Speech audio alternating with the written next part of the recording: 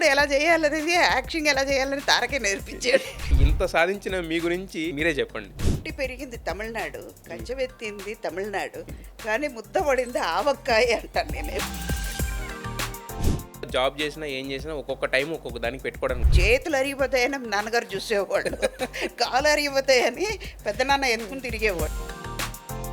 ఎదుటి వాళ్ళని బాధ పెడుతున్నామేమో అనే థాట్లో అలా వెళ్ళొద్దు అనే దాంట్లో.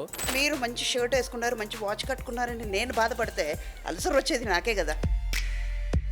మీరు హీరోయిన్ కింద చేసి హీరోయిన్ కింద సక్సెస్ కూడా చూసి మళ్ళీ క్యారెక్టర్స్ వైపు వెళ్ళాలి. నేను వదిన అవ్వడం, యంగ్స్టర్స్కి మదర్ అవ్వడం అని షిఫ్ట్ అయ్యేటప్పటికి చాలా మంది క్రిటిసైజ్ చేస్తారు.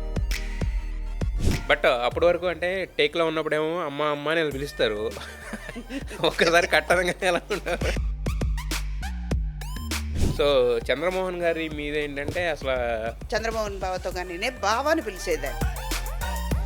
డబ్బు ఉండడం చూశారు, పోవడం చూశారు, మళ్ళీ రావడం చూశారు. సుధా దగ్గర డబ్బు ఉంది, ఆడుతుంది, అదే నోటితోనే. బట్ వీళ్ళతో చేసినప్పుడు వీళ్ళ రేంజ్కి వచ్చేస్తారు అంతే. ఇప్పుడు ఇంటర్వ్యూ కాబట్టి నేను కూర్చున్నా. ఎన్టీఆర్తో చేశాను లేకపోతే నేను ఏఎన్ఆర్తో చేసినాను అలాంటి ఫీలింగ్ వచ్చినప్పుడు. ఎప్పుడైతే అహంకారం అంటే అహం స్వీట్ అని పెట్టలేదు కదా, అహం తీపి అని పెట్టలేదు కదా, కారం అని పెట్టారు.